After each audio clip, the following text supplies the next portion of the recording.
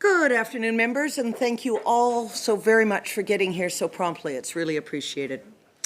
I call the Committee of the Whole on Bill 17, Police Amendment Act 2024 to order. We are on Clause 23. Shall Clause 23, recognizing the member from Prince George Mackenzie. Growing up in this province, there was some... Sorry. Thank you, Chair. And there'll be quite a few questions within this particular clause, and if it, I hope the Chair will indulge me as I read through my scribbles and my notes. I may take a while before I ask my questions here. And I may ask a few extra questions in this particular part before we get to Division 2 under this clause as well, because I think some of the answers may pertain to the enforcement areas as they do pertain to the designated policing part. With respect to designating policing, I'm just wondering if the minister could provide an example. In the definition part under 1401, it says designated policing means policing and law enforcement provided in place of or supplemental to the policing and law enforcement otherwise provided by the provincial police force or a municipal police department. I'm wondering if the minister can explain what he means by in place of and it's supplemental to. When would it apply? What criteria has to take place before this clause kicks in?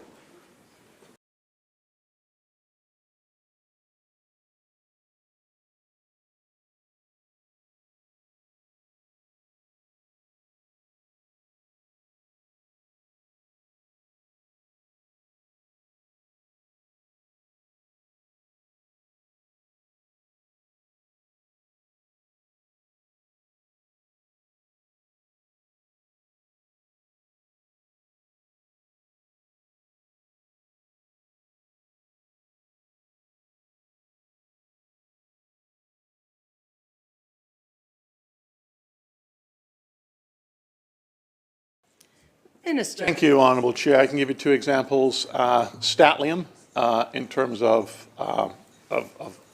policing, and then OCA in terms of supplemental. Member. Thank you, Chair. What criteria, I guess what I'm looking for is what criteria is the minister, or does the minister consider when he talks about supplemental to or in place of, particularly in place of?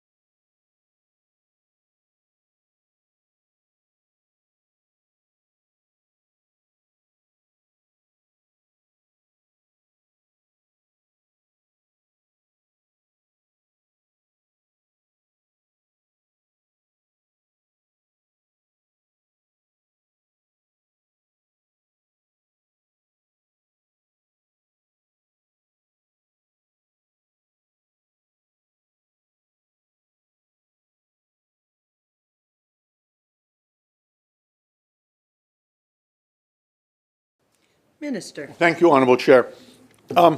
So are the set criteria? No, it would depend on what the entity is proposing that they would like to provide. So that would indicate, what services they're wanting to provide, and then that's how a determination would be made.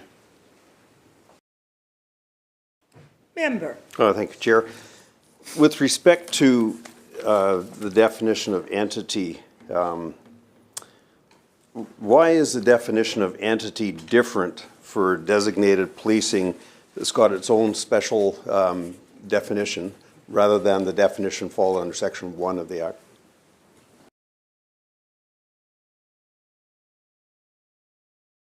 Minister. Thank you, Honourable Chair. It's to exclude municipalities over 5,000.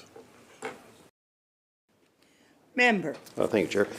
Under 1401 entity, it says, it does mention populations of not more than 5,000, but also under B it says, an entity within the meaning of paragraph B, C, or D of the definition of entity in Section 1, and B talks about regional districts. So is it, or do we have regional districts that have populations under 5,000, or is regional district in a separate category all of itself as far as an entity goes?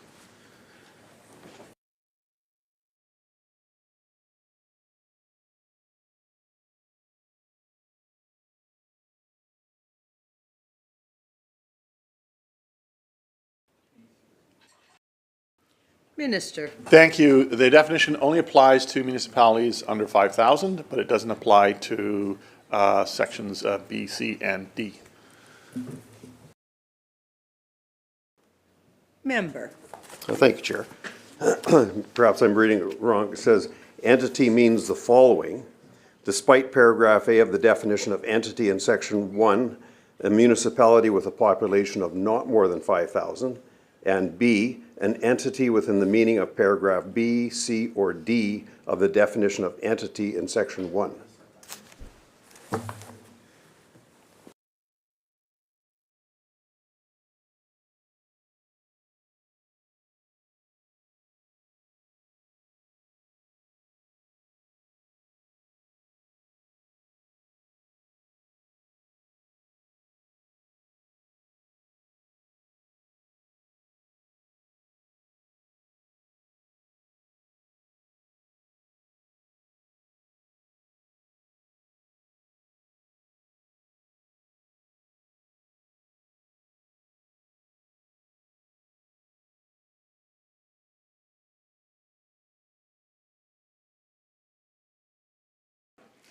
Yeah, so it applies to municipalities. Minister. Thank you. It applies to municipalities under 5,000, but it also does apply to regional districts, but there are no regional districts with populations of under 5,000. Member. Thank you, Chair. I guess I'm still a little confused on this because it does say that entity means an entity within the meaning of paragraph B, C, or D of the definition of entity in Section 1. It doesn't talk about population for that. So I think it could still qualify some of the larger regional districts in the province the way I read it.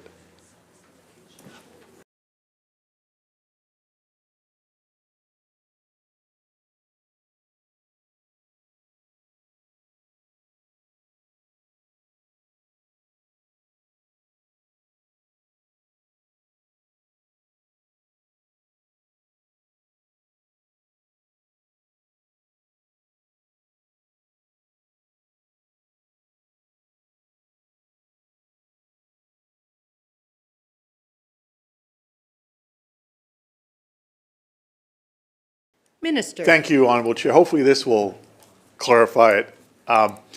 So it only applies to municipalities under 5,000 because municipalities over 5,000 are required to provide policing under Section 3. Member. Thank you, Chair. So again, just going by this definition, it does, it includes B, which is a regional district, C, governing corporation, or D, any other prescribed entity. So it still covers regional districts. A lot of our regional districts in the province are not covered by a municipal policing agreement. When I look at the Fraser Fort George Regional District, for an example, the outlying areas aren't covered, but yet it's greater than 5,000 people. Or the Caribou, or many, many other regional districts that we have in the province. So I guess what I'm curious about is why this this definition of entity includes that. And, you know, once I can get this clear in my mind, I've got a couple more questions with respect to the designating policing part of it.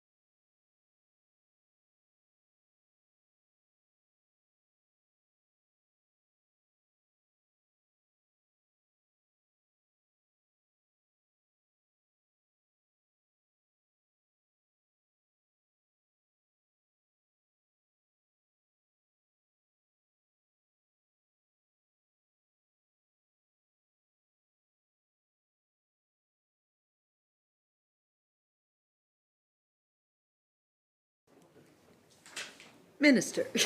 Thank you, Honorable Chair.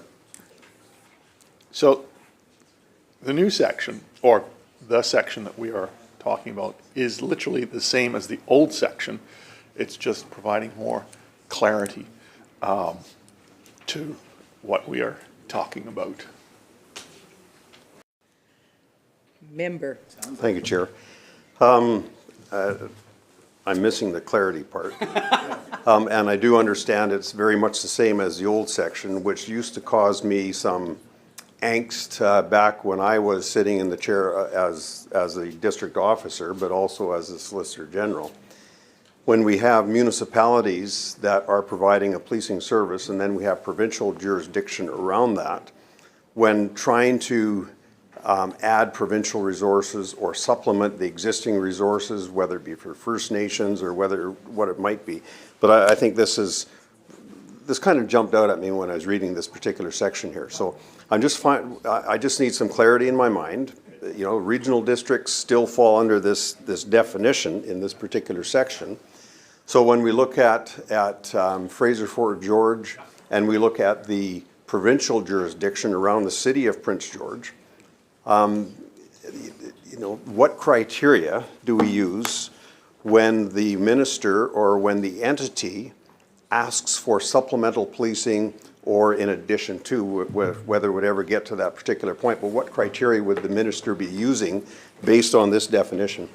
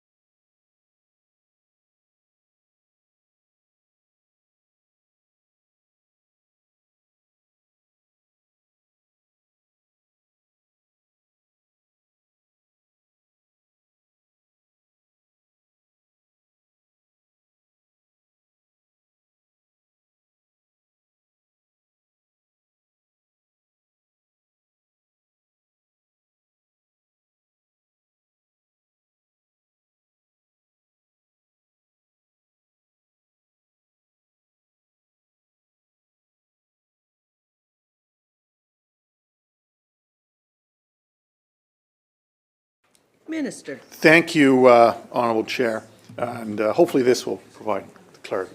So we're talking about the hypothetical regional district.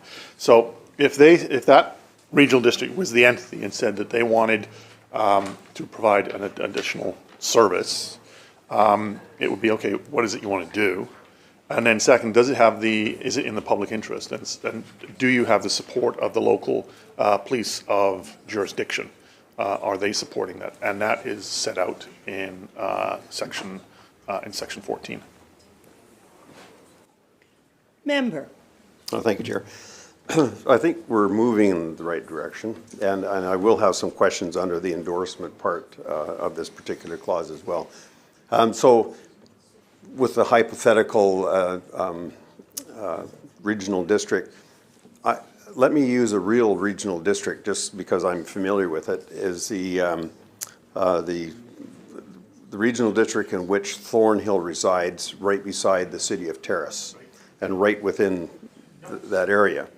And the caseload that the provincial side has to endure with, because Thornhill is a fairly significant population, versus what Terrace provides, the municipality of Terrace. So if the regional district approached, and this is hypothetical, if the regional district was to approach the minister as an entity and say, we want a supplemental policing service for this particular region here, is that viable under this particular section? And what would that look like with respect to, would it be additional members added on to the provincial part of the RCMP, or how would that work pertaining to this?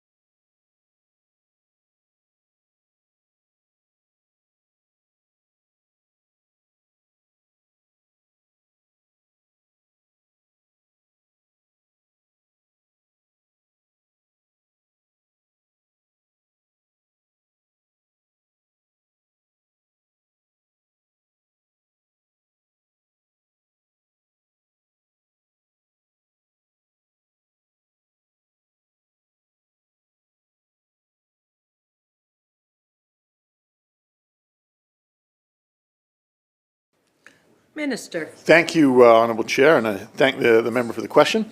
So I'll make a couple of points in regard to the situation the member outlined. So if this was about saying we want additional members, that's not what this section deals with. There's a mechanism in place that deals with that. And what this section is about is if the entity wanted to create, in this case, let's say Thornhill, wanted to create a new specialized service entity, not the term entity, if they wanted to create a new specialized service that's not already provided, that's what this section would deal with. Member. Thank you, Chair.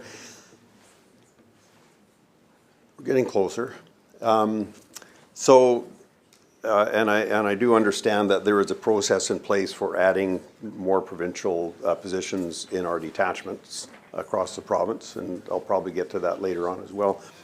But the way I'm reading this particular section, so it will be supplemental to or in place of an existing policing service. So supplemental to. So if a regional district in the province comes to the minister and says, we would like to supplement what the province is already providing as far as a policing service goes, and we would be willing to enter into a contract or whatever that might look like for additional police officers to provide general duty policing. And I'll get to it further on in this section where it talks about the duties of a supplemental police force, enforcing the criminal laws of Canada and laws of British Columbia and those kinds of things. So if a regional district, does this give the ability for a regional district to approach the province and say, we want supplemental policing to the existing provincial level of provincial policing that we have in this regional district?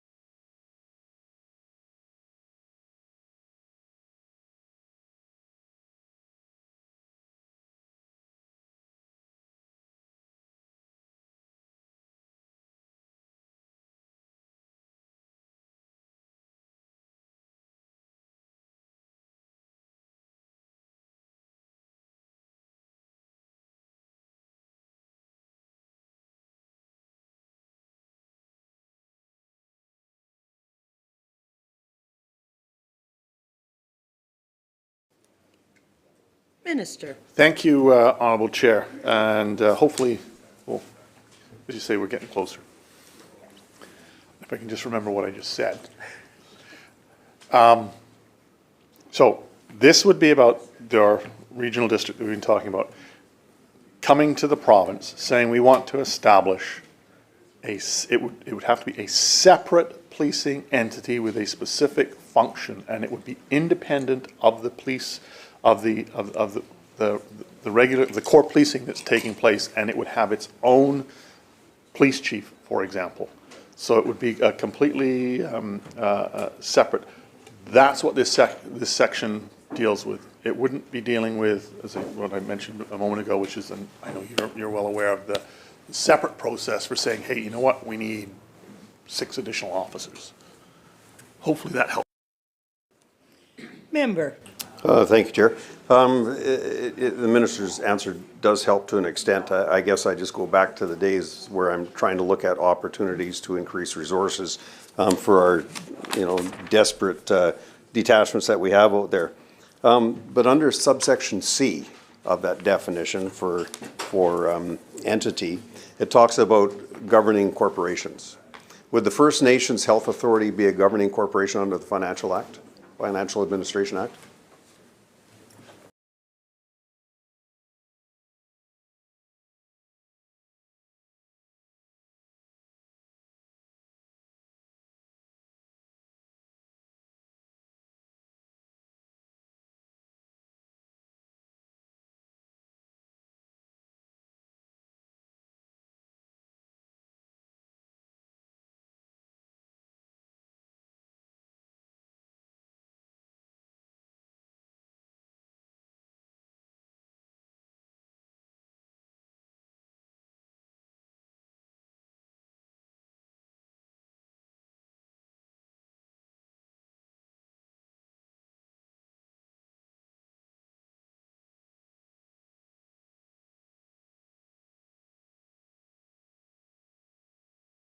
Minister. Thank you, Honourable Chair. We'll have to get you the correct legal answer to that question, and we're more than happy to do that.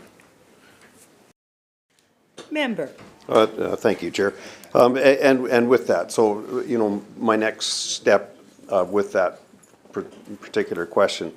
So if a governing corporation and if the First Nations Health Authority is defined under the Financial Administration Act as that, under this particular section, there's nothing preventing them from coming to the minister and saying, we would like to provide supplemental policing to our First Nations communities with these resources focused solely on helping deal with the domestic violence or the sexual abuse or the alcohol abuse and the addictions that is plaguing many of our First Nations communities throughout the province.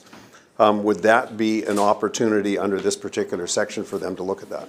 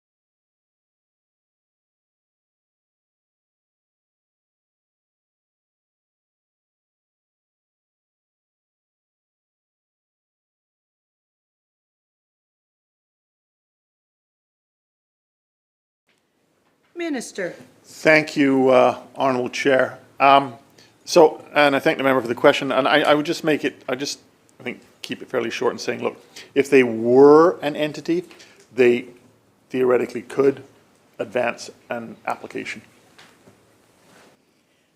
Member. Oh, thank you, Chair. So, which then leads me to another question. I've got extensive background in First Nations policing and dealing with a lot of the tragic issues that we have out there, and I feel that that's probably one of the greatest pressures facing our rural communities right now and First Nations.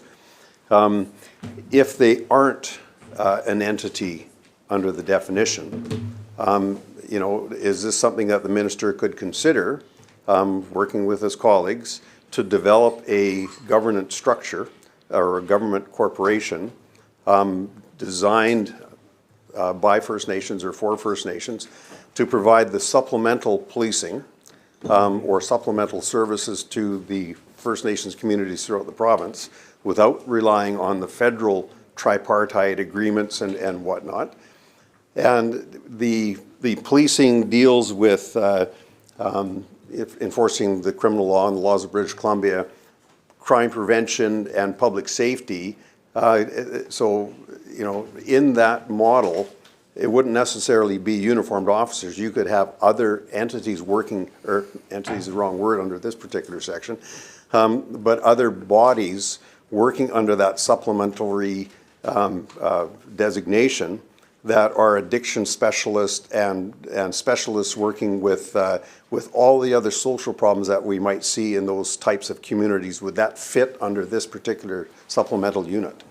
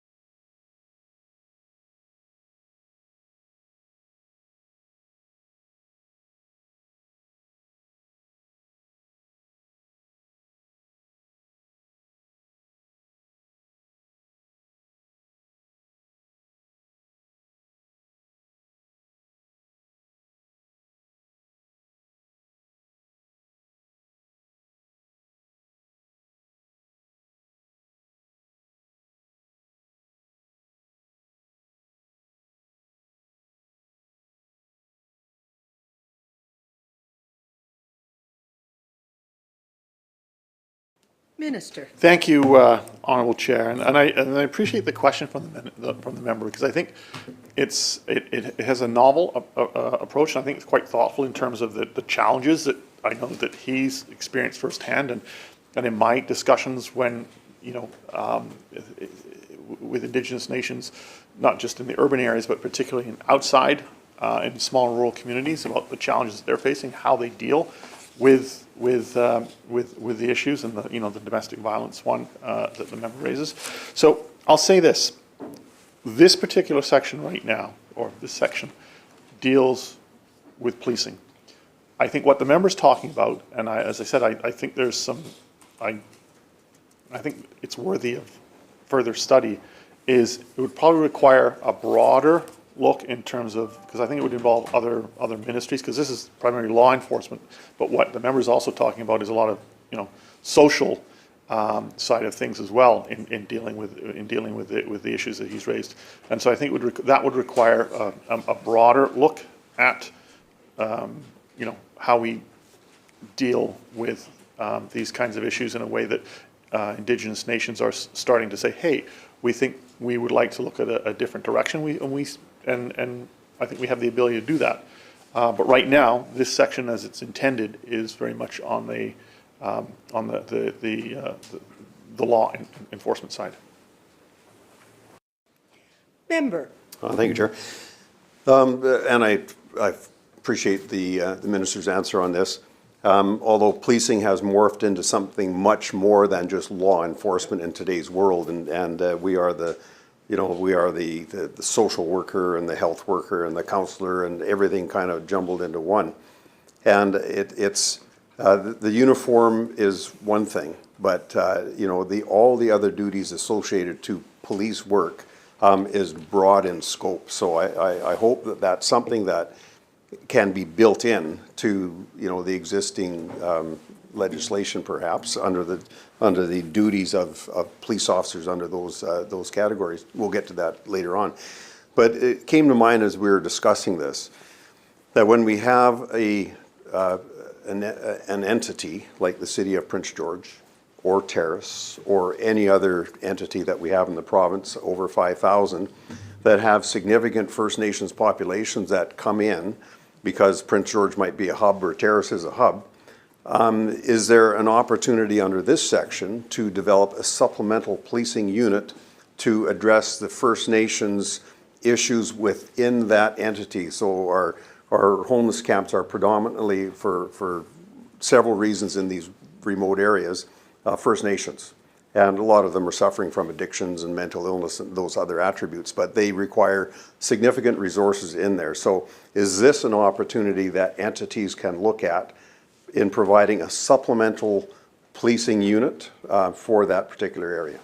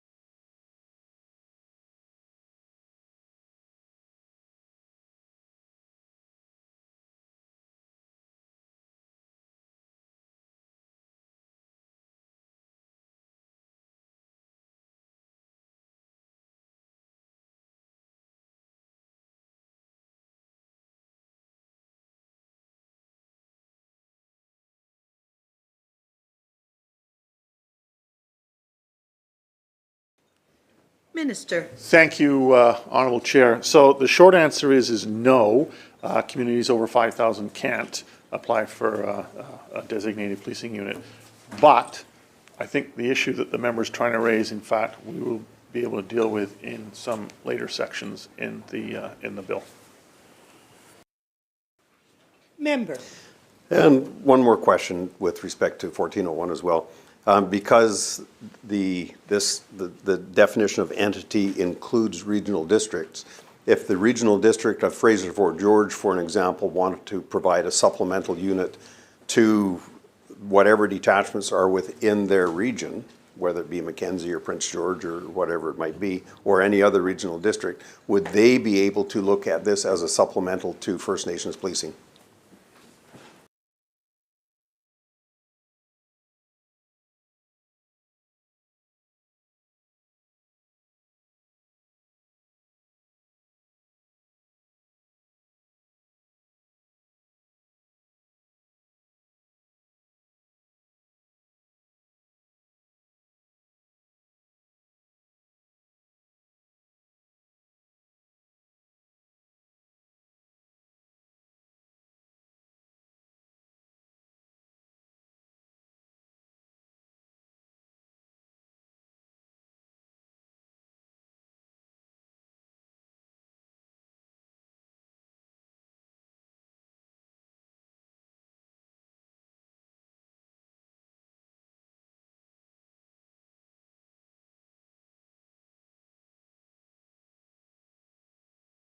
Minister.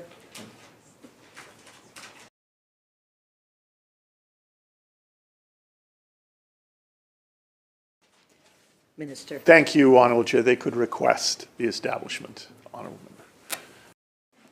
Member. Oh, thank you, Chair. And that's a great response. I'm hoping that there's some sharp regional district directors or mayors or police commanders that are observing the discussion here, because I think there's opportunities here that we might have to flesh out a little bit more moving forward. I'm going to go on to 14.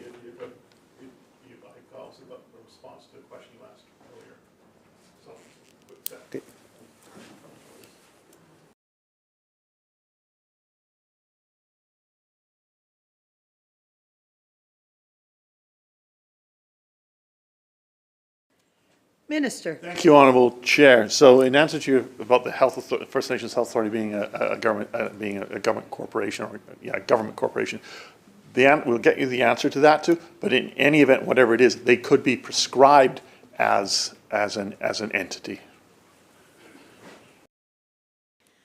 Member. Thank you, Chair, and that was one of the questions I forgot. So thanks for answering that, Minister, for me. At 1402, we talk about the establishment of designated policing unit and designated policing board. And 1402 basically reads, despite Section 3, and then in italics, responsibilities of provincial and municipal governments for providing policing and law enforcement services, the Lieutenant Governor and Council may, by regulation, establish the following on behalf of an entity: a designated policing unit to provide designated policing, or a designated policing board. Just wondering if the minister could tell me, when does despite kick in? Like what is the threshold for saying, despite all the stuff that we have under Section 3, the LG can bring these particular items forward?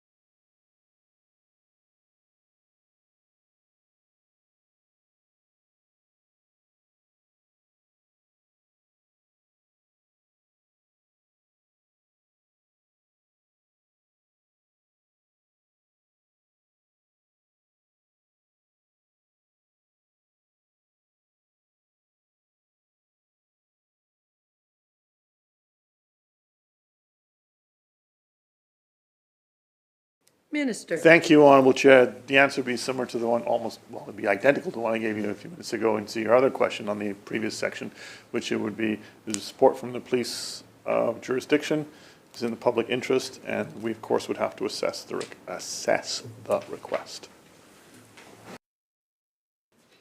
Member. Thank you, Chair. Appreciate that. So we do talk about, the establishment of a designated policing unit and designated policing board. When is the board established?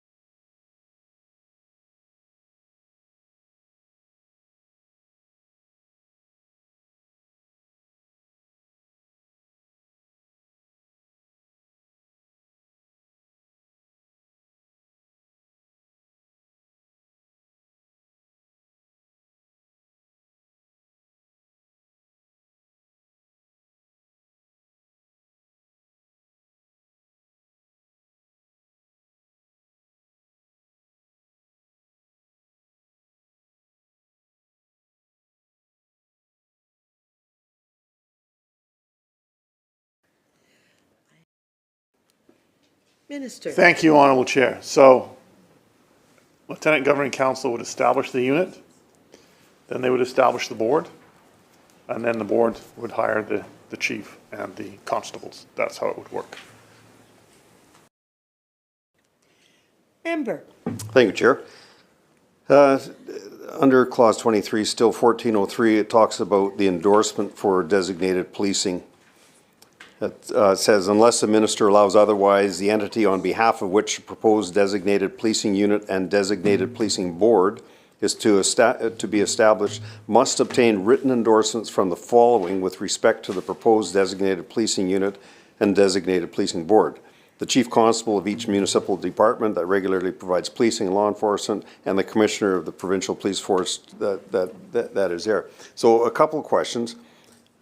I'm curious as to the first part of this section says, unless the minister allows otherwise.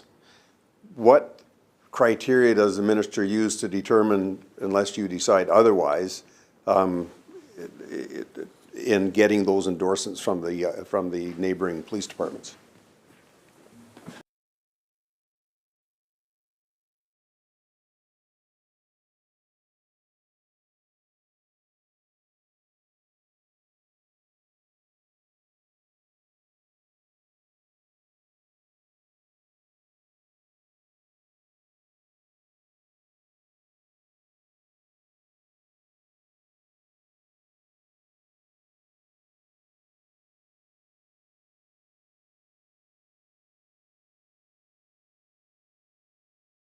Minister. Thank you, Honourable Chair. Thank the member for the question. So the short answer would be the minister may exercise that authority if it's found that the police of jurisdiction is unfairly denying the establishment of the new entity or the new unit. Member. Thank you, Chair. So a number of scenarios come to mind when I hear that. So that must mean that if the unit has denied this, there must be some written record of that, including the endorsement if they so choose to endorse this particular endeavor.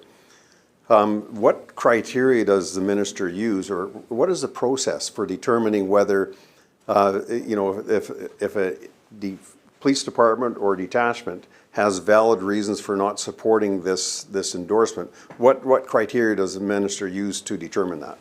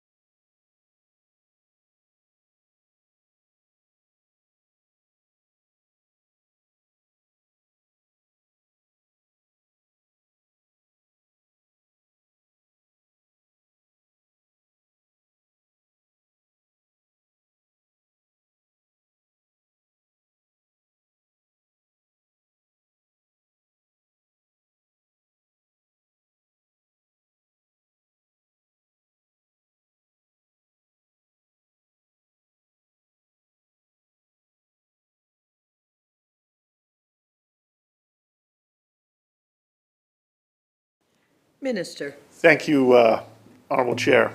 I think the point I'd make on that is one of the things was the public interest, and it could come down to, for example, that it's a public interest question that the Solicitor General has to rule on.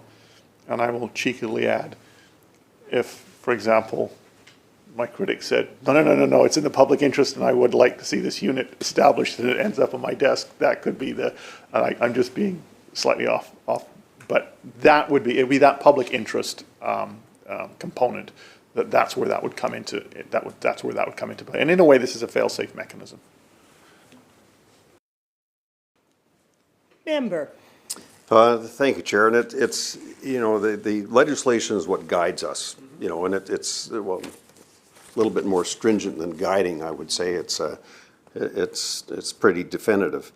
Would the same endorsement be required for supplemental policing and in place of?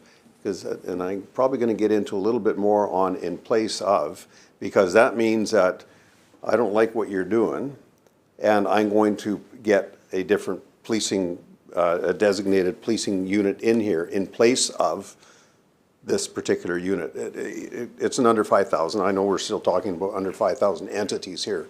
So I'm just wondering if the minister can make that determination, say we're going to change and we're going to put our own unit in there in place of, because it's not meeting the public interest.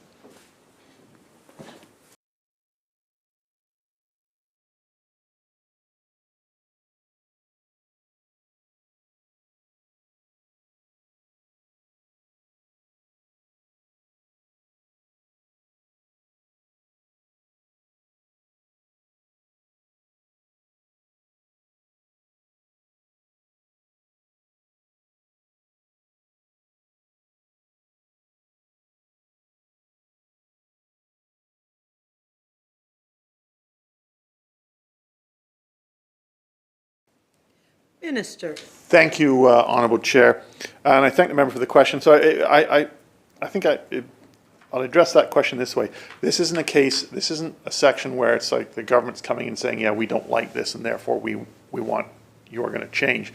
This is in this is in terms of dealing with the body is coming to us saying that they would like to make a change, that they would like to add a specific unit, and that's how this section would be used. Member. Thank you, Chair. And so if it's a small municipality or if it's a regional district that isn't endorsing the proposal, what recourse does that entity have to present their case and challenge the minister's decision with respect to that?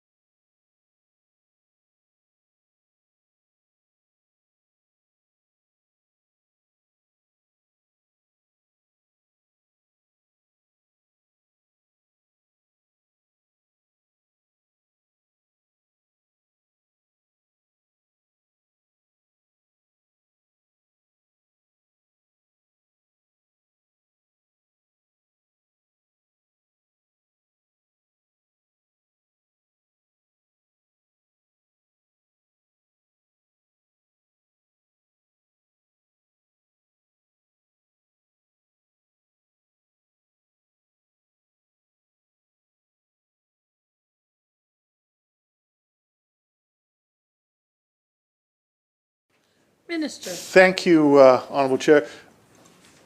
Now I need a little bit of clarification in terms of the member's question, because I'm not quite sure I understand what the member's saying, because we're looking at it from the, it would be, let's say, a town of, I don't know, 500 people came and said, they're the ones, it would be they're the ones who are asking us to do something. And if they're not asking us to do something, we're not going in and making a change. And it wouldn't be, I don't think it could be an outside, couldn't be anybody outside saying, oh, we want to take over that. Like, I'm not sure where the member's coming from in his question. If he could clarify, it would be helpful. I'm looking at, if we have an entity. Member. Thank you, Chair. An entity that is proposing, looking for a supplemental policing unit or in place of, whatever that might be. But there will be, according to this, they're required to get endorsements from the neighboring police jurisdictions.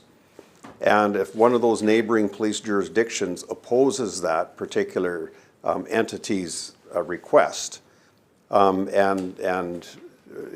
I'm just saying, what is the minister, what recourse does that does that bordering entity have with respect to trying to convince the minister, I guess, that why they're not endorsing that particular entity?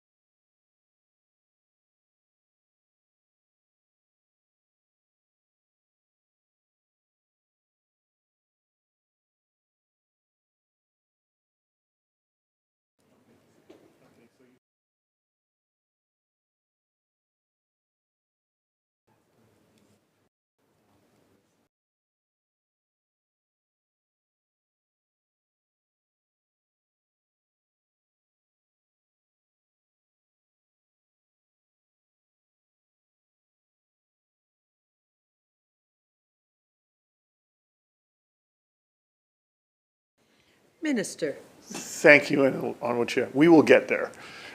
So it is what's required is the endorsement from the police of jurisdiction that is serving the particular area. It doesn't require support from the neighboring police of jurisdictions. Member.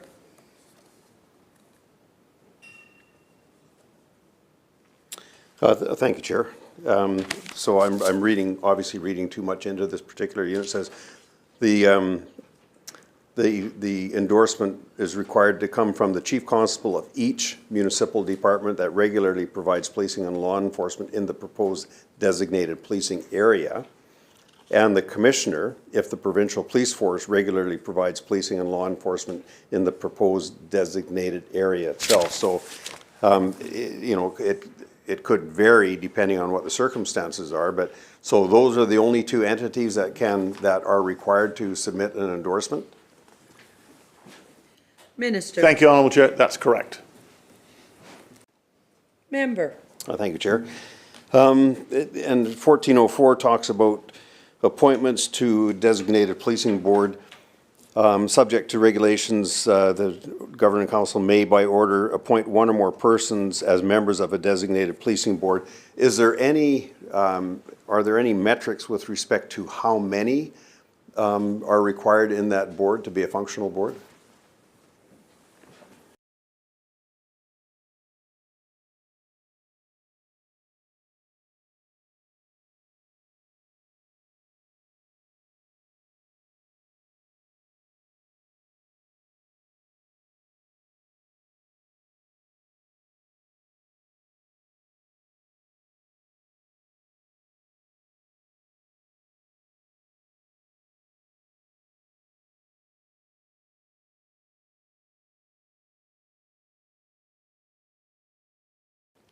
Minister. Thank you, Honourable Chair. It would depend on the function and the size of the municipality.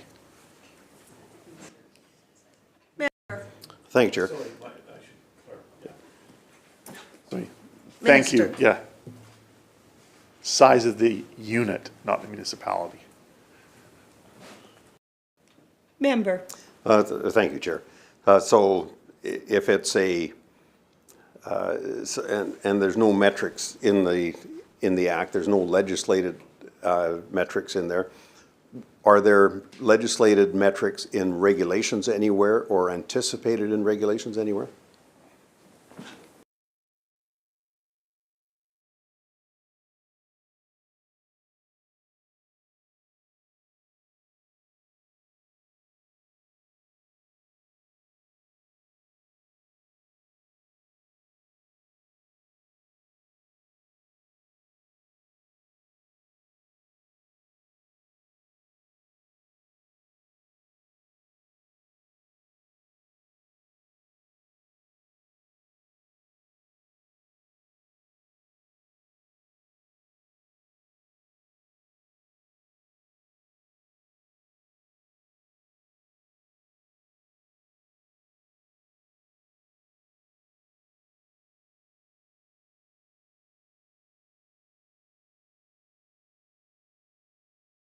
Minister. Thank you, Honorable Chair. I thank the member for the question. So, yeah, we would assess, what is the unit, what is the size, and then in the regulation that sets up that designated unit would be the size of the board. Member. Thank you, Chair. Going on to 1405, powers, duties, and functions of a designated policing board. The designated policing board is responsible for the governance, administration, operations of the designated policing unit. I'm wondering if the minister could explain what is meant by governance.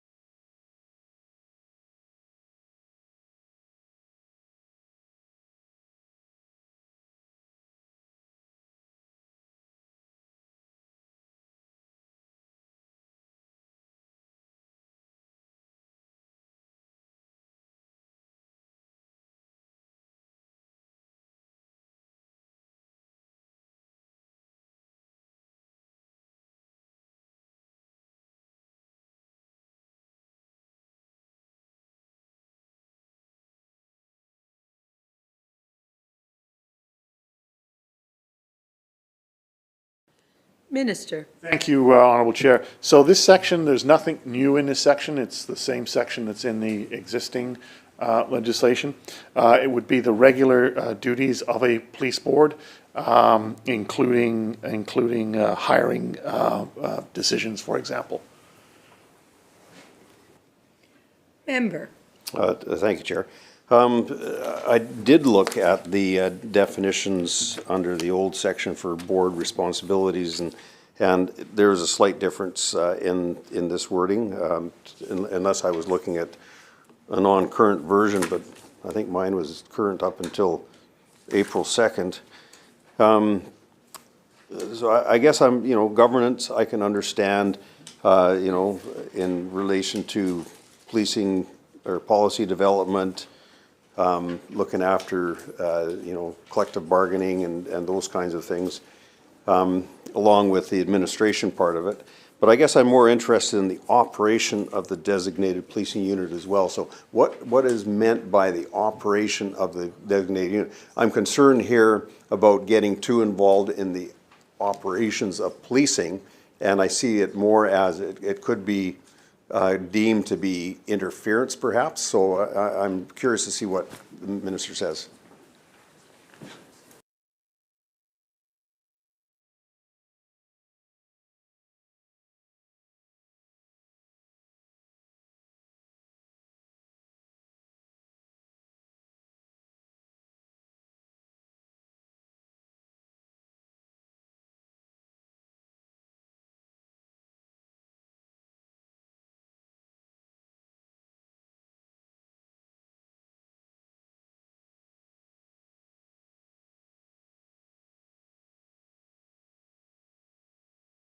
Minister. Thank you, Honourable Chair. So the point that you're concerned about is addressed in 1408, which is that the chief has full command over operating decisions.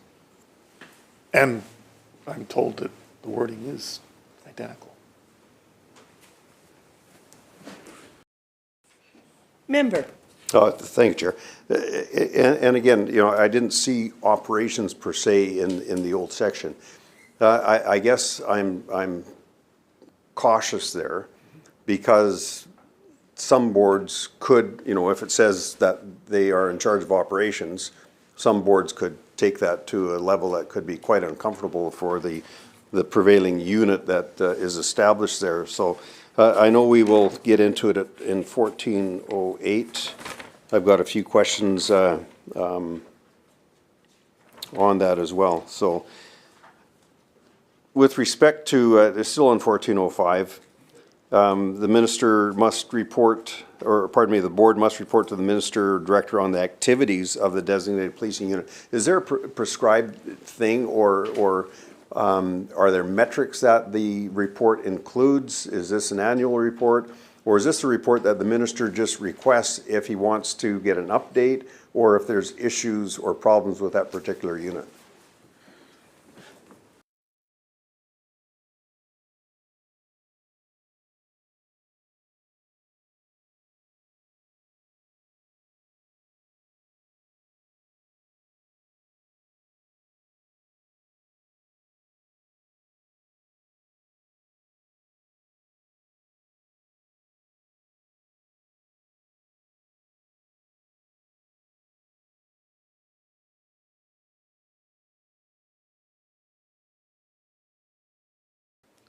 Minister. Thank you, Honourable Chair. Yeah, and to the member, so this section is also, again, basically the same as what we've got, and it is on request, so there's not a requirement that you update me on a quarterly basis, but it is on request of the minister.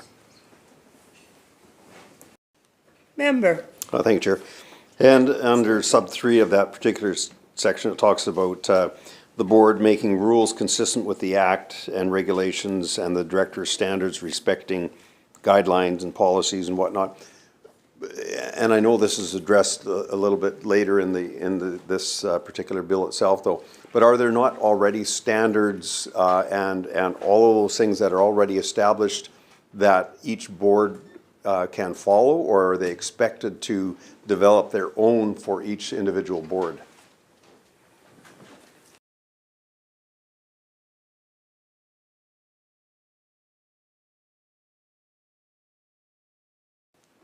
Minister. Thank you, Honourable Chair. So the boards make standards or make rules that are consistent with the standards that are set by the Director of Police Services.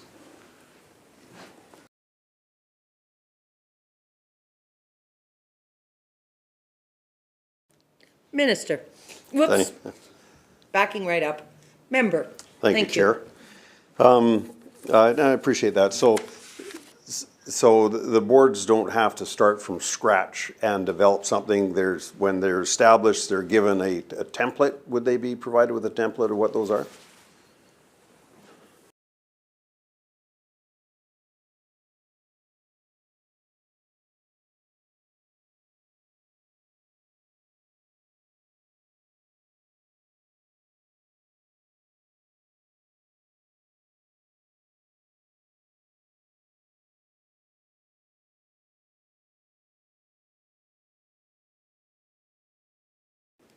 Minister. Thank you, Honourable Chair. So in the creation of a new unit, for example, the Director of Police Standards would assist in the creation, helping assist and provide support in the creation of the rules by which they operate and function, which would have to be consistent with the standards that are laid out by the Director of Police Services. Member. Thank you, Chair. And sub B is the prevention of neglect and abuse by the designated constables. Again, this is pretty serious stuff when they talk about things like that. So is there a standard already that is there? And what is the purpose of adding this in this particular section if there are already standards under existing regulation or under the statute?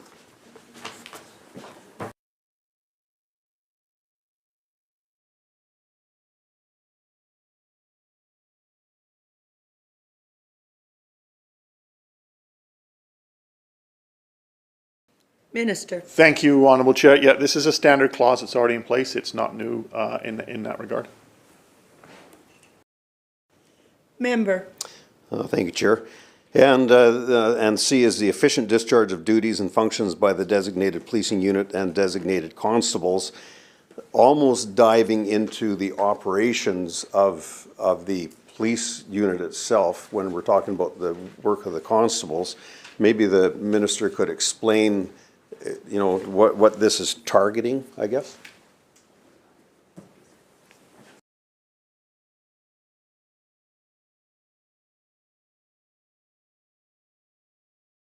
Minister. Thank you, Honourable Chair, and thank you, Member, for the question. Yeah, this is also a pre-existing clause that's already in place.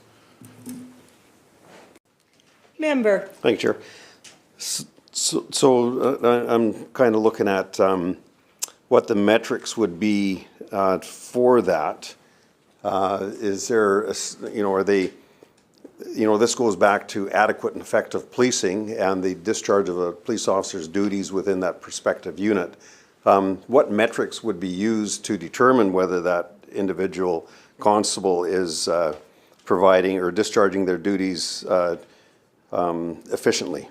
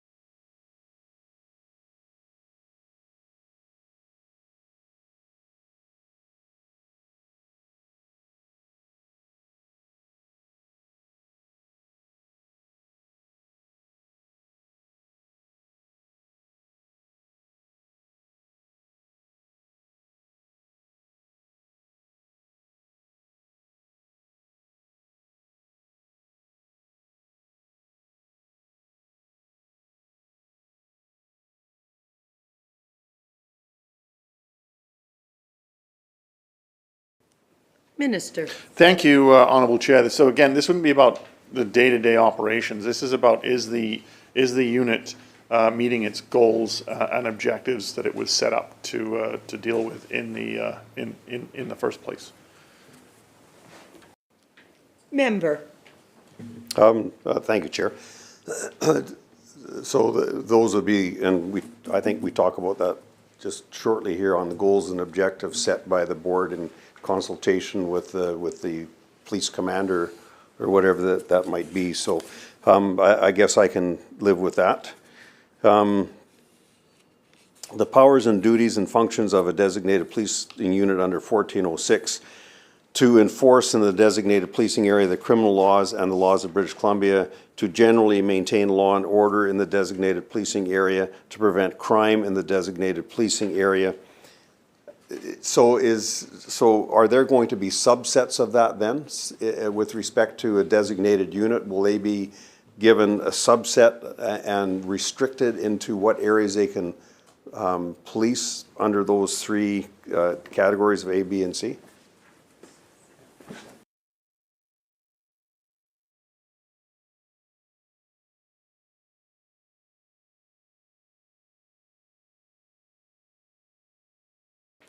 Minister. Thank you, Honourable Chair.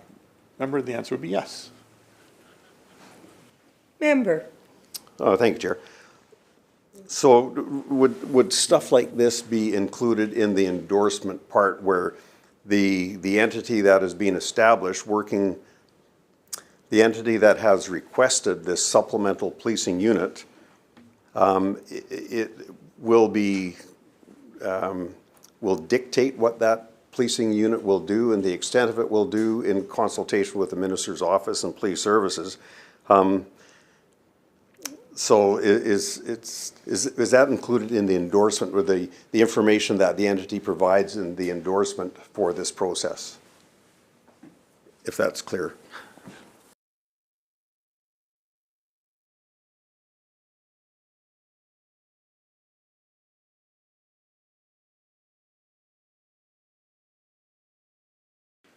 Minister. Thank you, Honourable Chair. The answer would be yes, they would.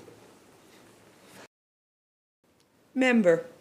Thank you, Chair. And I think we've answered my question for 08 as well.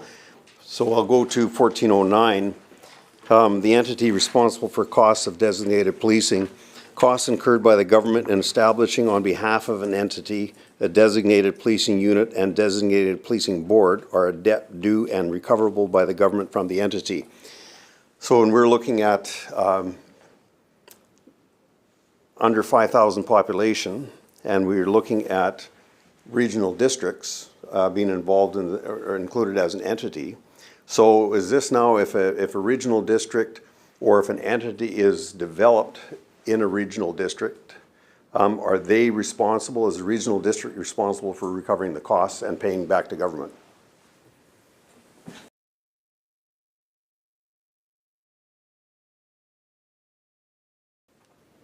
Minister. Thank you, Honourable Chair, and to the member, an entity is responsible for all of the costs associated with the establishment of a designated policing unit. Member. Thank you, Chair. And of course, that's what the section says. I'm just looking at, is this something new that regional districts are going to have to be looking at, that they're now going to have to start paying if a supplementary unit is built within a regional district?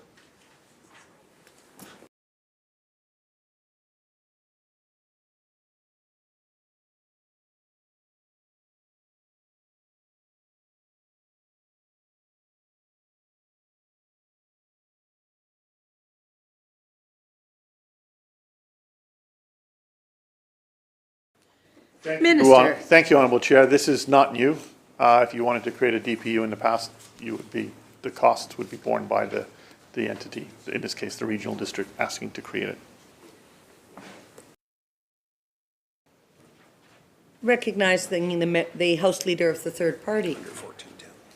Yeah, thank you, Madam Chair, and I appreciate the conversation here. Just wondering, back on 1409 for just a moment, is this, as I've heard the discussion go forward here, specifically with First Nations, one of the issues that has come up from what I've heard is that First Nations are required either to set up their own policing service or accept the provincial police service, and in this case, it's the RCM Police.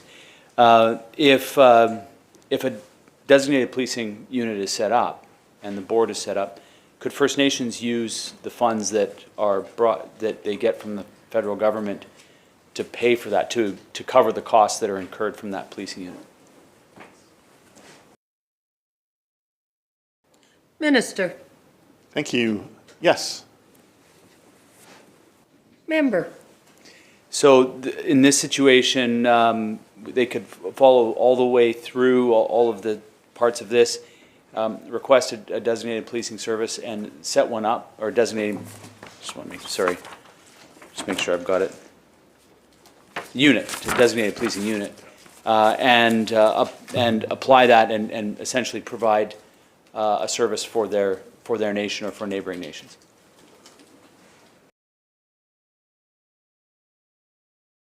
Minister. Thank you, Honourable Chair. Yes, and that's what Statliam does. Member. Okay, thank you. I just want to go back, and I recognize that when we were looking at section 1.1, we were talking about the BC Conservation Service, and I made an amendment to bring BC or special provincial constables under that section. I recognize that I could have also just brought an amendment at that time as well that included the BC Conservation Service written in as a policing unit or as a police that's recognized within section 1.1. Does the minister consider this section here, this clause here that we're discussing here, Division 2, designated law enforcement unit, is this part of the clause where the minister could designate the BC Conservation Service as a designated law enforcement unit?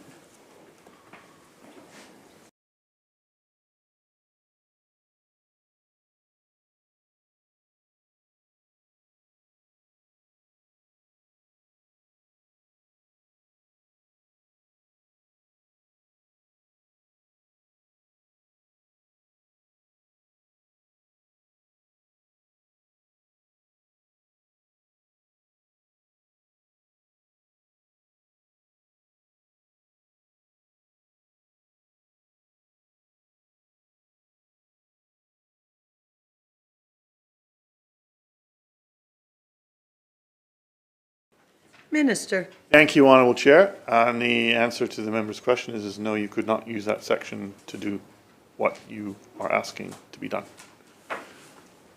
Member.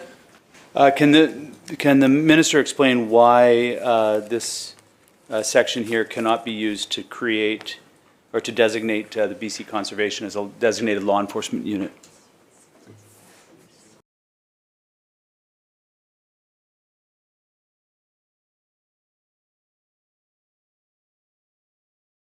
Thank you, Minister. Thank you, Honourable Chair. If the member could clarify, are you asking if it could be a designated policing unit or a designated law enforcement unit? Member.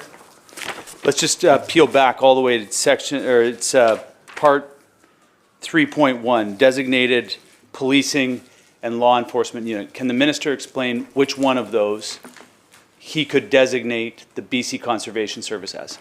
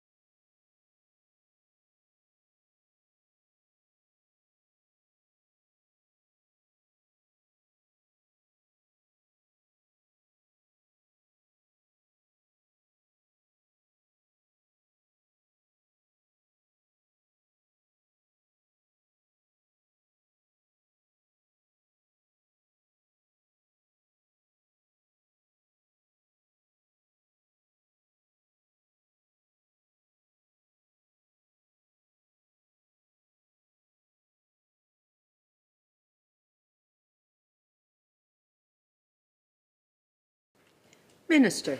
Thank you, Honourable Chair, and I appreciate the question. So technically, yes, we could designate it that, but I cannot do that in terms of adding it to the Act. It would have to come from a request from the Minister of the, you mentioned, I think, Environment and Forest, so the request came from the Minister. But I will also tell a member this, that subsequent to our last week's conversations, there is work currently underway into how we can accomplish what the member is wanting to accomplish. Member. Thank you. Well, we have a situation. I appreciate that there's work that's underway to do it. Every day that they are not made a designated policing unit, British Columbians are at risk. So every day. We have a scenario actually in Pitt Meadows where it was just on Global, where a BC conservation officer was called and was working, and as the story describes, was working right alongside an RCMP officer. So we've got a scenario where special provincial constables have have powers and duties and the immunities of a provincial constable. They have the jurisdiction of provincial constables is that they have all the powers and duties and immunities of a peace officer and constable at common law and under any act. Jurisdiction throughout British Columbia while carrying out those duties. So the BC Conservation Services has all the powers of a constable. Is that correct?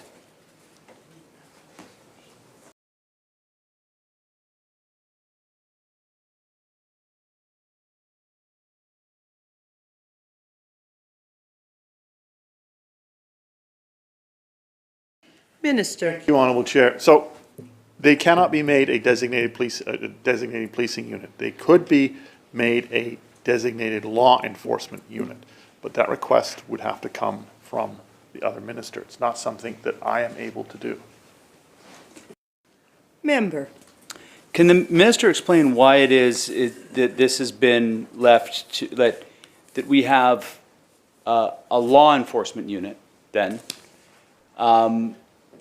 that has powers under the Police Act, that gives the powers of a constable under the Police Act, governed by, what is it, Section 106 of the Environmental Protection Act? How is it that that has been allowed? Are there any other instances where we have a scenario where these constables with unlimited powers, essentially police officers, being governed under a completely different act, where actually what you have to have is a different minister coming and asking the Minister of Public Safety and Solicitor General to create a law enforcement unit with people that the Minister of Public Safety and Solicitor General has given those unlimited powers to?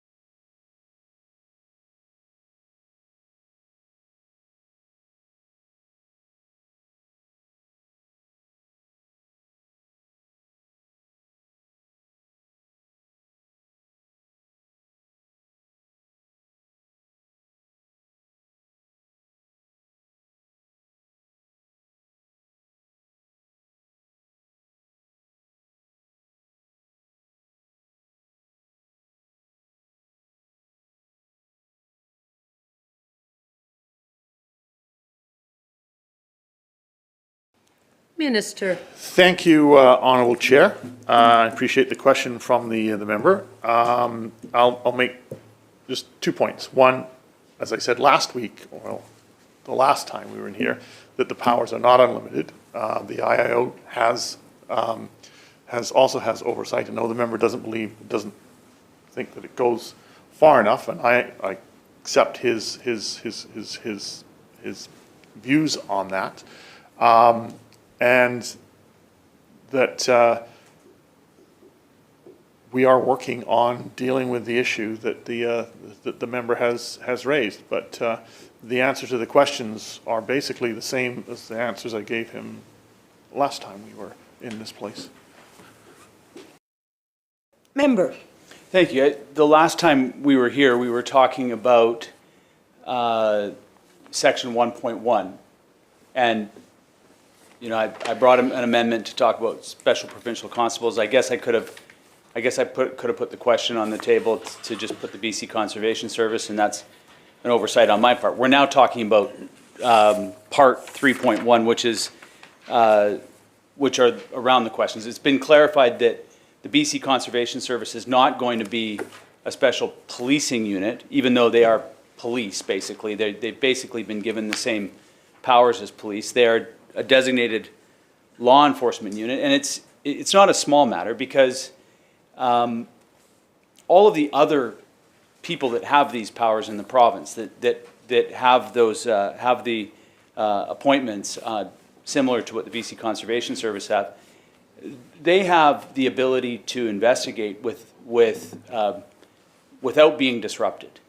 And currently, the way that it's structured right now is basically maybe the minister or former minister of the environment has found a workaround, but the reality is that having the BC Conservation Service under the Environmental Management Act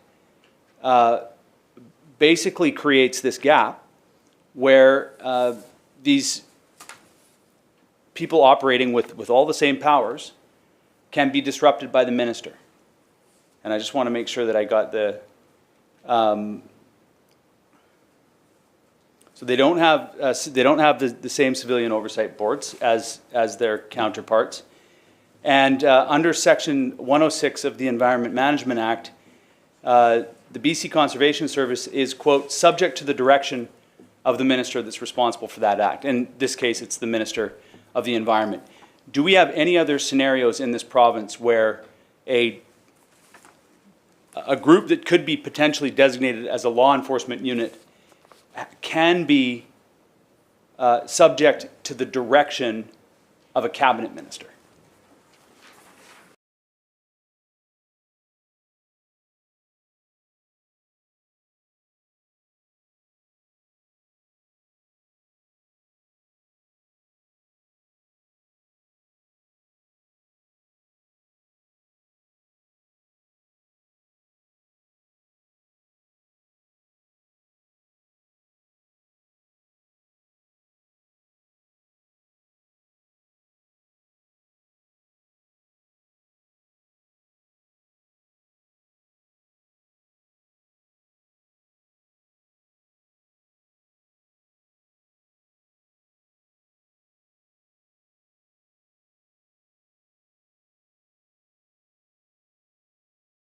Minister. Thank you, Honourable Chair, and I appreciate the question from the member.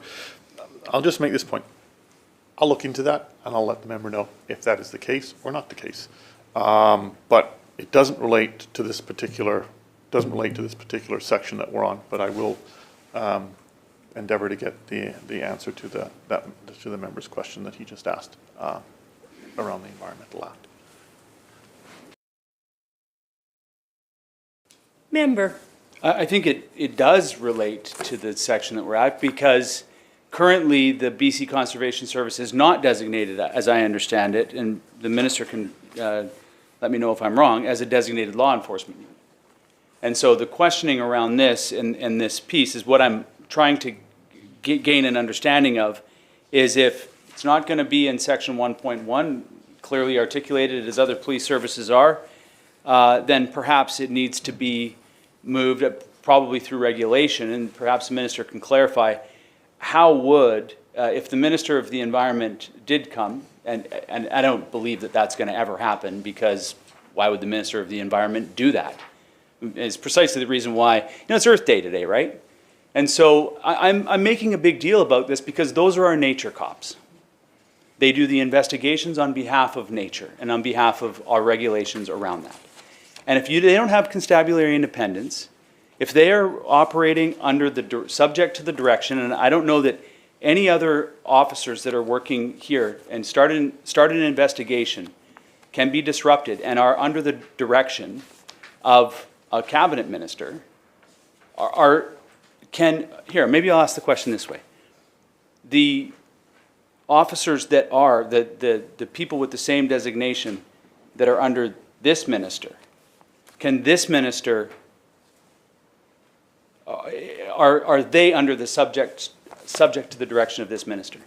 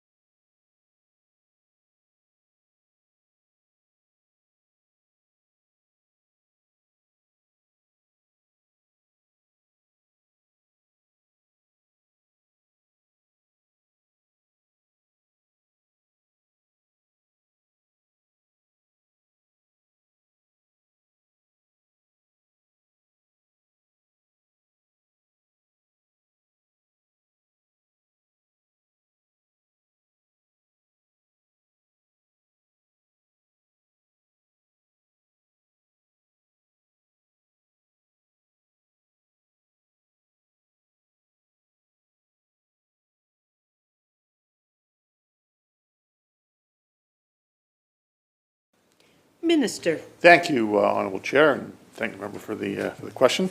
So I'll just make these 2 points. First, no, I don't have the authority to direct police in their operations. And second, I appreciate what the member is saying and his views on this issue. And I think what he's raising is actually concerns with the Environmental Management Act.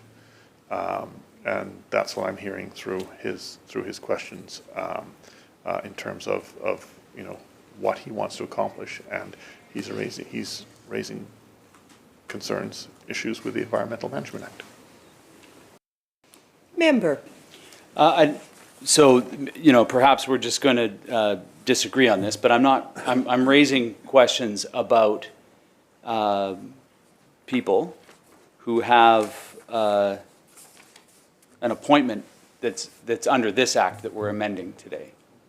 That's where they get their powers from. Now, government has chosen to allow those people to get to be governed by a different act that has, as the minister just outlined, completely different set of standards. Yet they work alongside one another. And so I guess what I'm trying to get to the understanding is, why is it that this minister thinks it's acceptable where you have two people with equal powers, unlimited powers, basically to both act as constables. They both look like constables. One has one set of standards and oversight. One has a completely different set of oversight. The ministry's known about this for years. It's been raised. There's a considerable amount of liability that we incur while doing it. Why is it that the minister who's responsible for the powers that are granted under the Police Act has allowed it to be that the minister can stand up now and say, oh, the issue's with the Environmental Management Act? It's not with the Environmental Management Act. It's with the act that has granted these people the power. And so I got a similar answer to the question, which was the Minister of the Environment has to come and ask for this unit, this designated law enforcement unit, for this the BC Conservation Service is the example here, to become a designated law enforcement unit. Why isn't it that it's not a basic requirement? Because if you take a look at what all of the requirements are in here, it's got a board, it's got some basic oversight, the appointment of officers and a chief. It has a chief officer with a clear appointment, the powers and duties designated. It's all outlined here like we expect municipal governments to do, like we expect regional districts to do. I just heard my colleague talk about the expectations that we have of local government. Why is it that this minister is okay with having a completely different set of expectations for his colleague that runs the Minister of the Environment?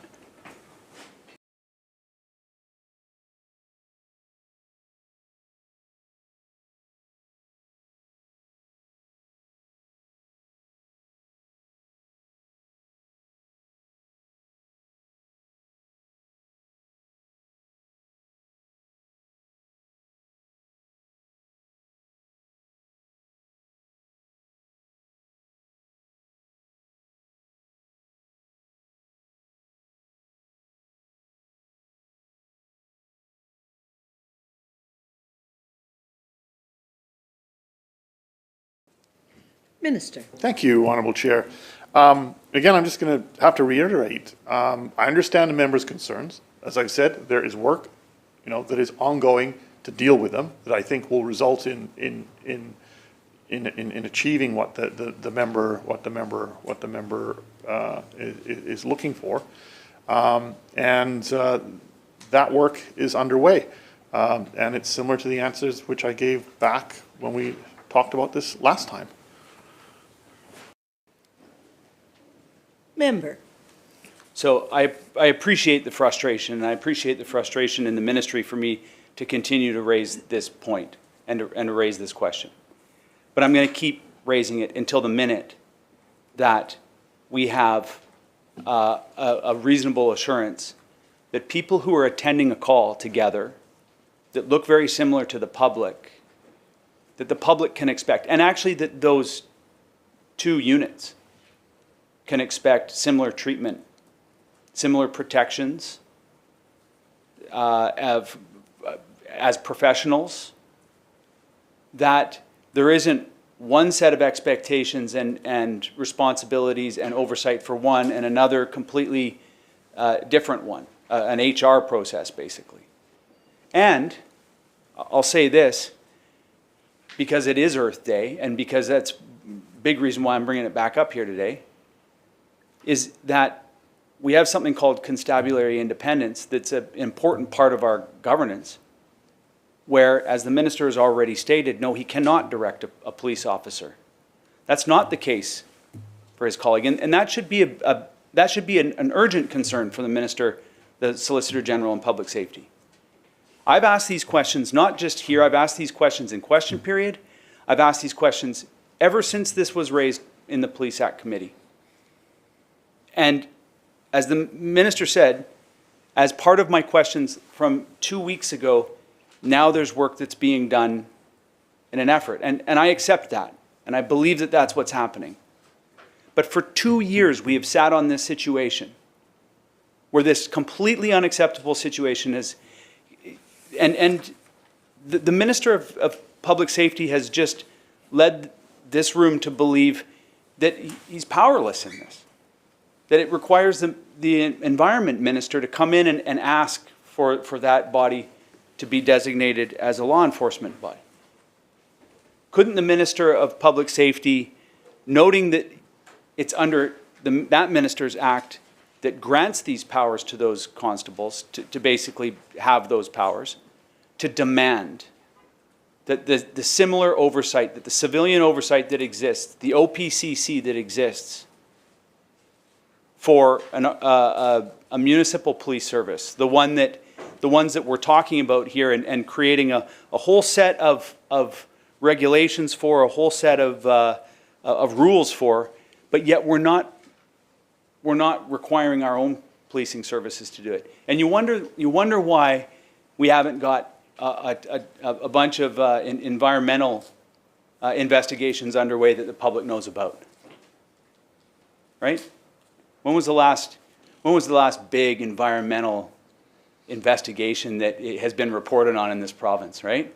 When was the last time that was before the courts? When we really saw that constabulary independence of investigations of environmental crime in this province, right? And so the fact that the public safety minister and the solicitor general has allowed this to happen over there is the reason why it's happening.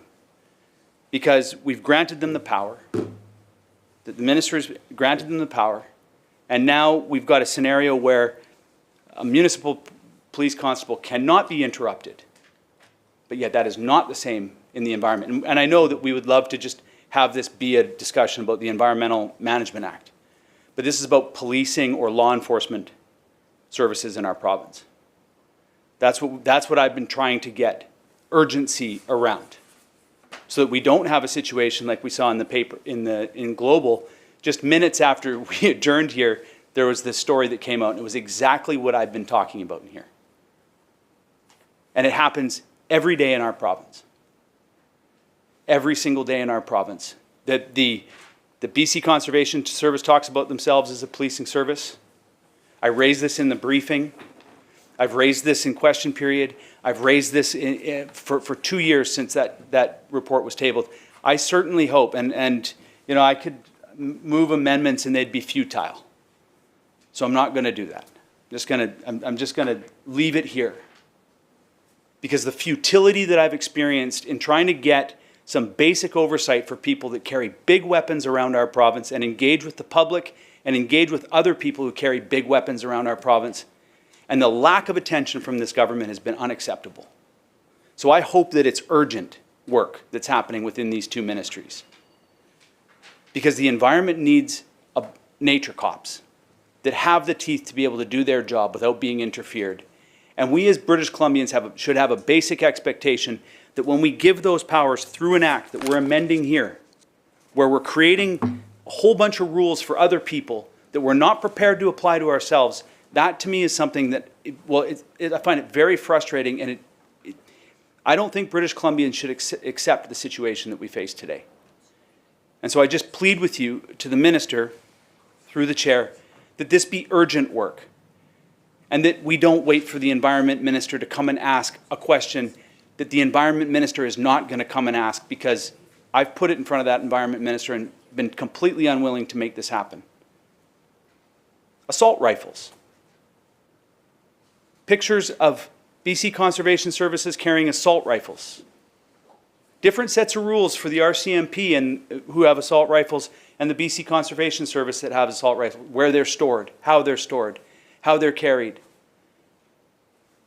It's unacceptable, and we need to get urgent in this, because it's been too long that we've known about this situation, and we are one incident away from looking really, really ineffective as a government, because we've known about this situation. And I know that there's all sorts of legal stuff, and there's unions that are trying to, move around in this conservation service, and there's the environment. I understand that it's complex, but it need be simplified and it need be fixed. Thank you.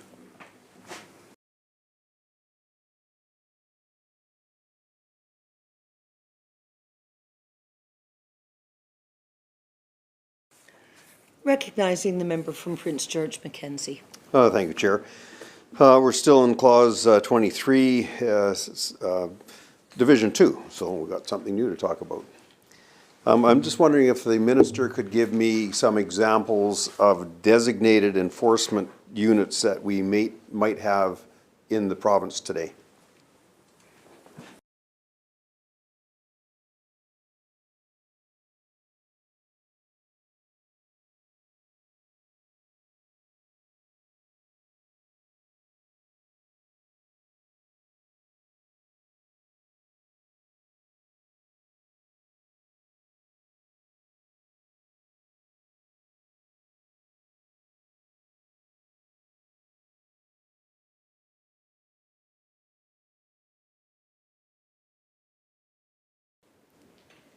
Minister. Thank you, Honourable Chair. Thank the member for the question. So there aren't any fully independent at this point. The closest one would be transit police.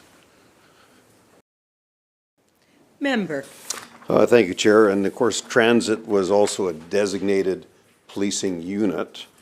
Or that was one of the examples given for designated policing unit. So we're in a designated law enforcement unit, and there's obviously a difference. So perhaps the minister can explain what the difference is, but is transit a designated law enforcement agency or a designated policing or designated enforcement? Minister. Thank you. I had a frog in my throat there. It actually is both. Member. Thank you, Chair. This bill certainly adds clarity. So, and I know there's a lot of different issues here. So what would entities such as the full-time emergency response team fall under, or the integrated units that we see across the province with IHIT and forensic identification and whatnot?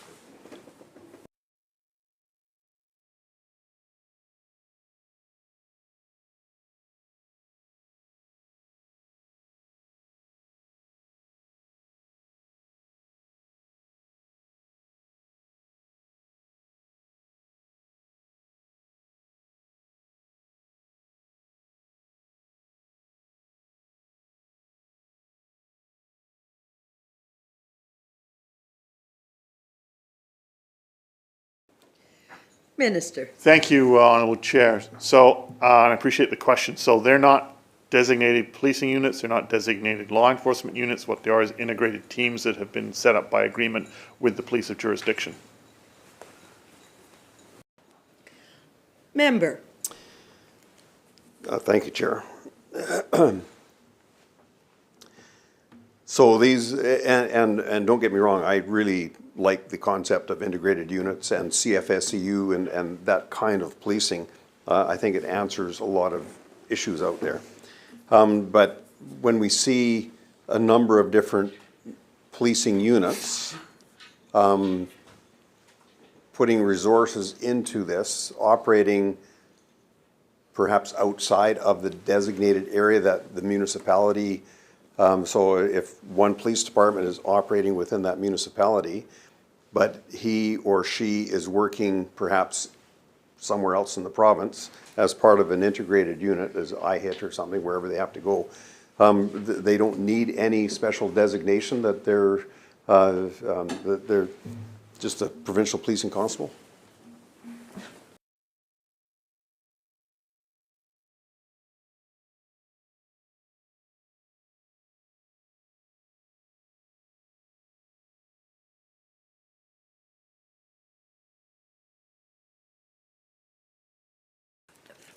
Minister. Thank you. The short answer to your question would be yes. Member. So, thank you, Chair. So, designated law enforcement units are applicable to entities over 5,000, under 5,000, anywhere in the province. We just don't have any right now.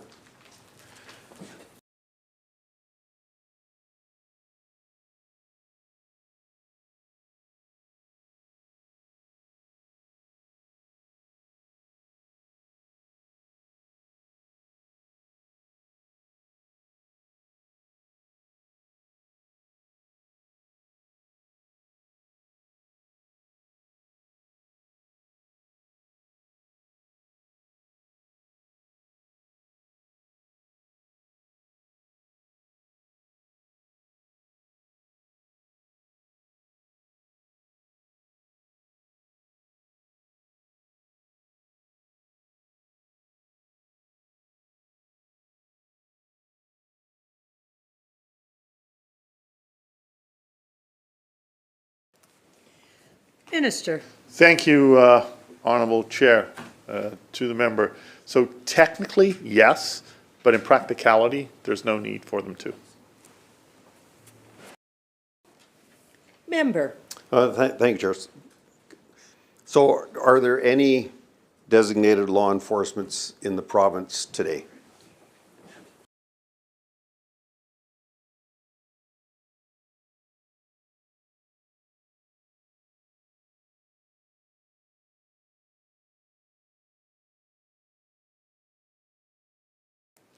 Minister. Thank you, Honorable Chair. So yes, there's two, transit police and organized crime agency. And they are both. Member. Thank you, Chair.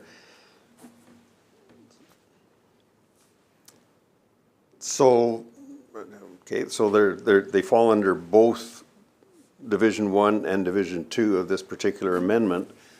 What is the reason for having Division 2 then, if they're covered under Division 1, or is that to provide for the difference in population?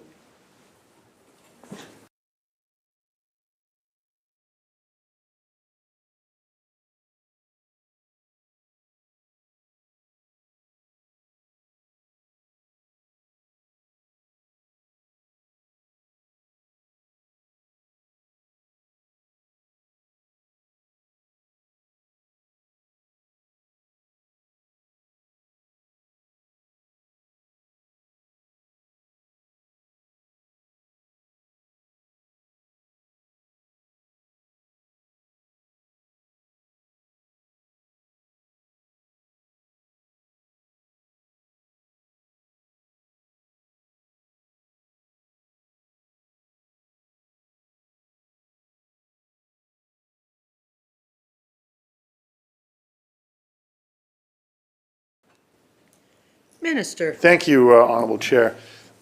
So the short answer would be that the bodies and members talking about have officers who don't have the full, or not full officers in the way that they provide more of a supporting role than they do as opposed to a full officer. They provide supporting role services as opposed to a full officer.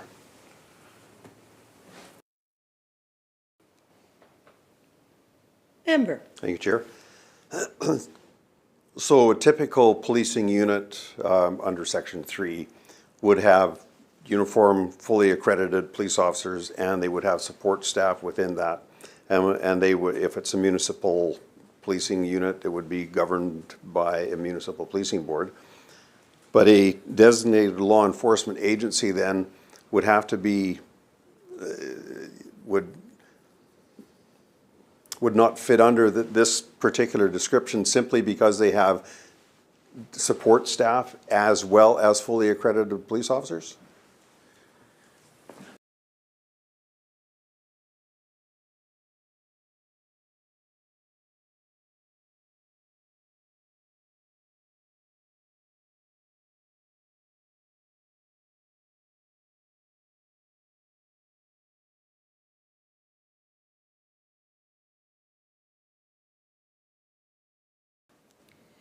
Minister. Thank you, Honorable Chair.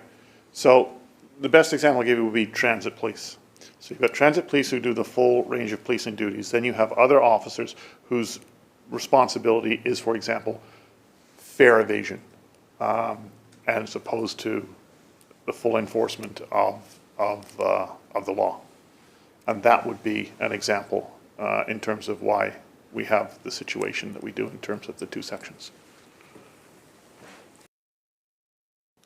Member. Thank you, Chair.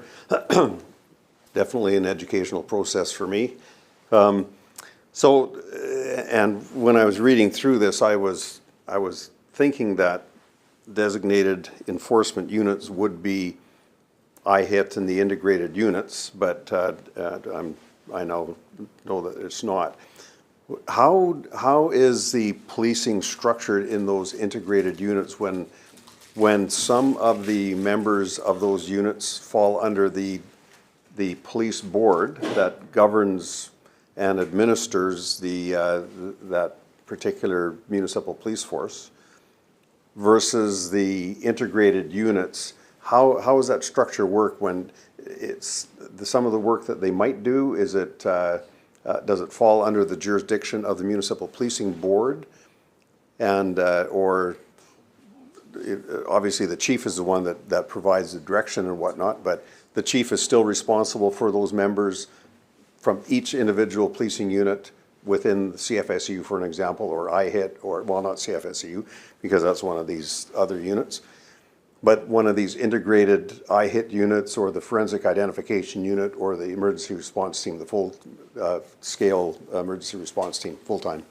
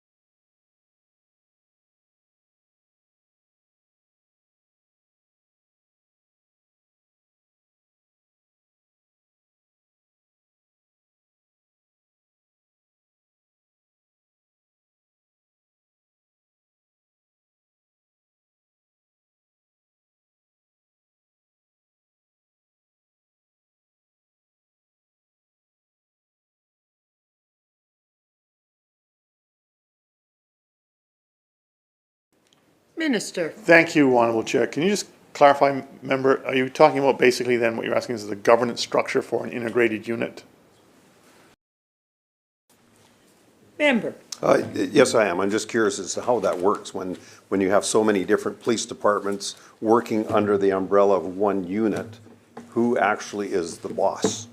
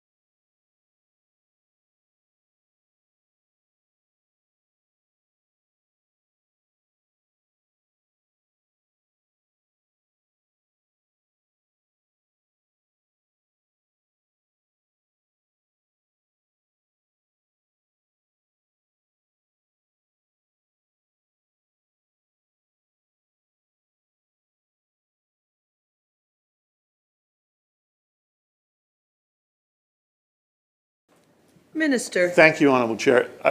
I think the best, most helpful way to answer the question for the member is if we take IHIT as an example, I'll come back with the member for a full answer in terms of how that is governed and how it's structured and how it's formed. If that would work for the member, I'm more than happy to do that. Member. Thank you, Chair, and yes, that would be appreciated. Thanks very much. So just now that in my state of confusion with this bill of clarity, I'm just curious then as to what division, is it Division 1 or Division 2 that constitutes CFSU and the transit police, like that activates where they get their legislative authority from to form the board, to pick their chief, the chief constable. So you say it falls under both Division 1 and Division 2. I'm just curious as to which division applies.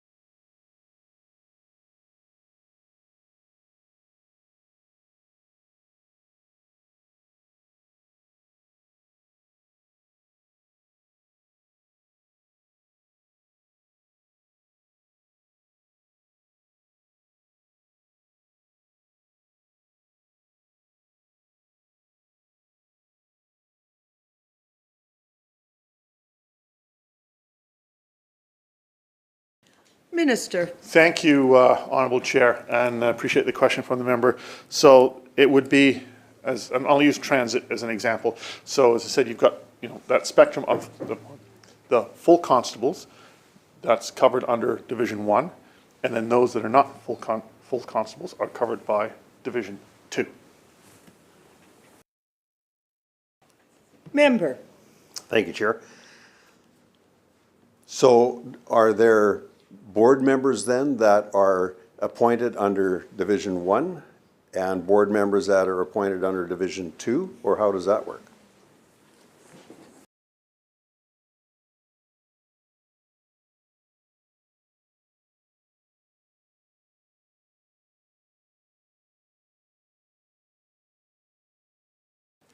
Minister. Thank you, Honourable Chair.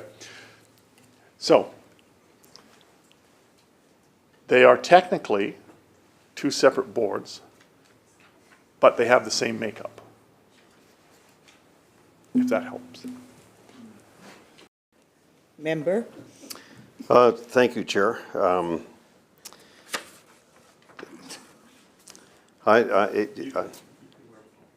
Yeah. I guess that answers as best I can. Just for clarity, this probably is a good time to wrap up this part of it, but I just want to inform the chair that I'm done with clause 23 and we'll go through our thing, but I'm good until clause 34 inclusive. Okay. Noting no further questions, shall clause 23 pass? Yes. Shall clause 24 through 33 pass? Shall clause 34 pass? Shall clause 35 pass? On clause 35, noting the member from Prince George Mackenzie. Yeah, I'll have a series of questions on this, so it might be applicable to have the break at this time. Piece of paper. Yes, thank you. Thank you, Honourable Chair. I move the committee rise, report amazing progress, and ask leave to sit again. So the question is that the committee rise, report progress, and ask leave to sit again. So this committee stands adjourned.